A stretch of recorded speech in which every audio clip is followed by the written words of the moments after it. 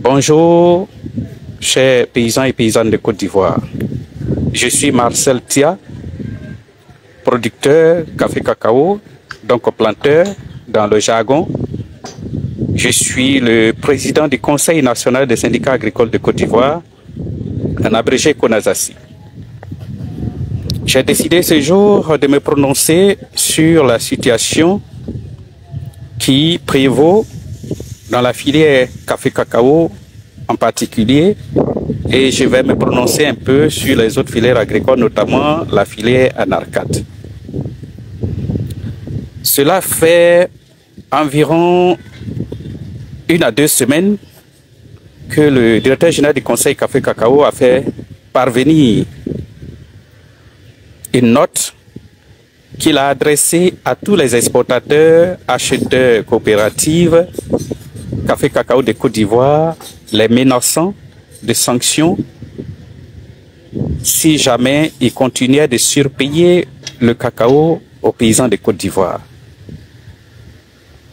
Quand nous avons vu cette note signée des mains du DG du Conseil café cacao, nous sommes tombés des nues et beaucoup d'eau a coulé sous le pont, mais aujourd'hui il fallait que nous nous prononcions. Et notre déclaration, c'est pour dire à tous les paysans de Côte d'Ivoire que nous sommes en train de nous rendre compte que le Conseil café cacao joue contre les paysans de Côte d'Ivoire. Pourquoi nous le disons? Nous avons décrié depuis la campagne 2015-2016 jusqu'à cette campagne que malgré les prix garantis fixés par le Conseil café cacao, ces prix n'ont jamais été respectés aux paysans de Côte d'Ivoire. Les paysans ont toujours subi la loi du marché, qui est la loi de l'offre et de la demande. Ça veut dire que le cacao et le café ont été sous-payés depuis la campagne 2015-2016. Bien vrai que nous soyons dans un système stabilisé, bien vrai qu'on nous dise que notre cacao est vendu d'avance, c'est-à-dire que c'est le processus de vente à terme. Et ce processus de vente à terme devrait protéger normalement les paysans, garantir le prix aux paysans.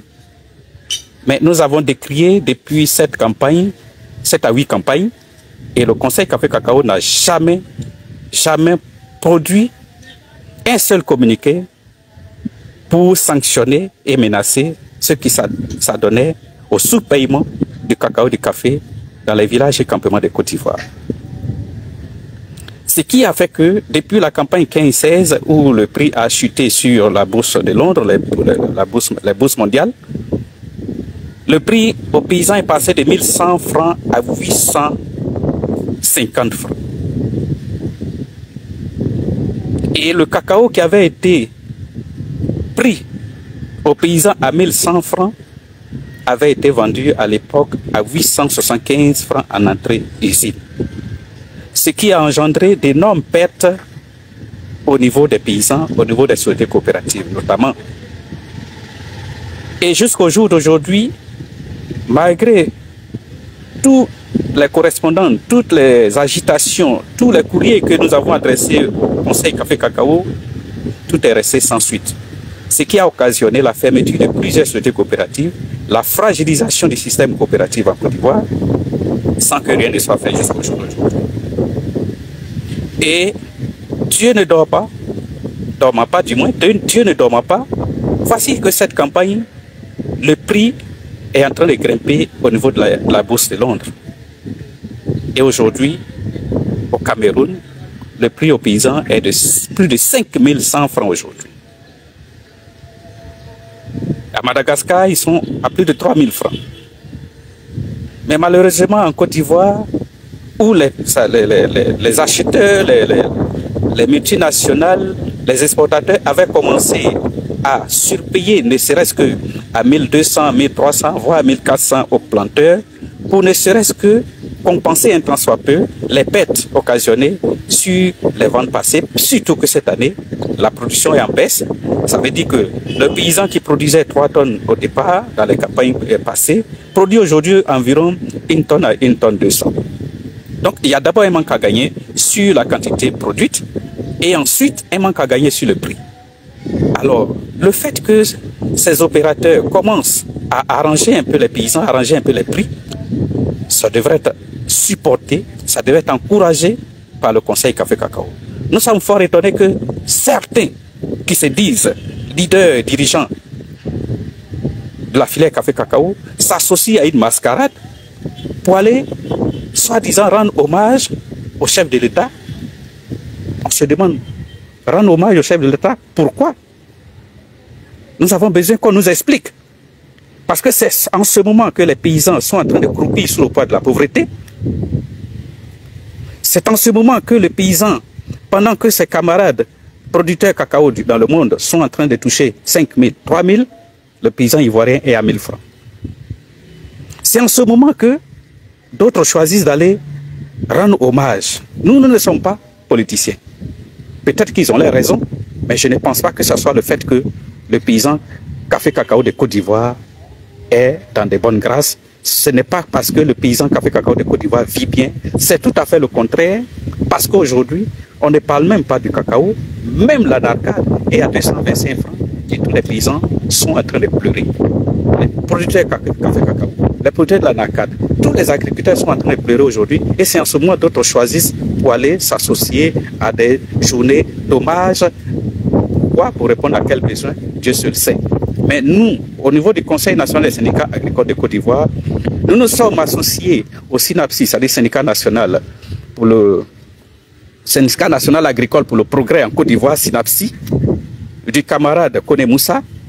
Nous nous sommes associés pour manifester notre mécontentement. Que tous les paysans de Côte d'Ivoire soient mobilisés comme un seul homme à partir du 28 mars prochain, c'est-à-dire dans moins d'une semaine, nous devons manifester notre mécontentement parce que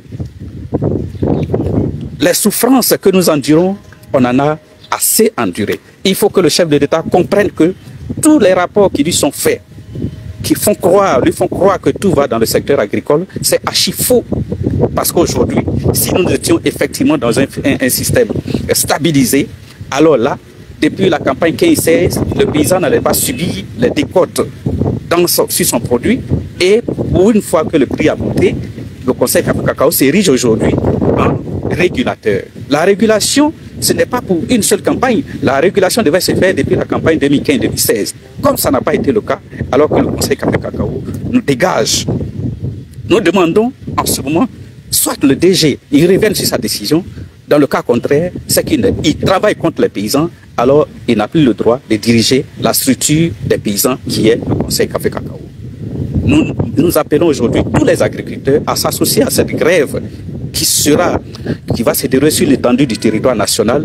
Nous allons vous donner les conduites à tenir dans les jours à venir pour que chacun soit prêt à manifester sa colère, à manifester son mécontentement, à manifester la misère qu'il vit dans son village, dans son campement, à manifester que devant le monde entier, que rien ne va dans le secteur agricole en Côte d'Ivoire.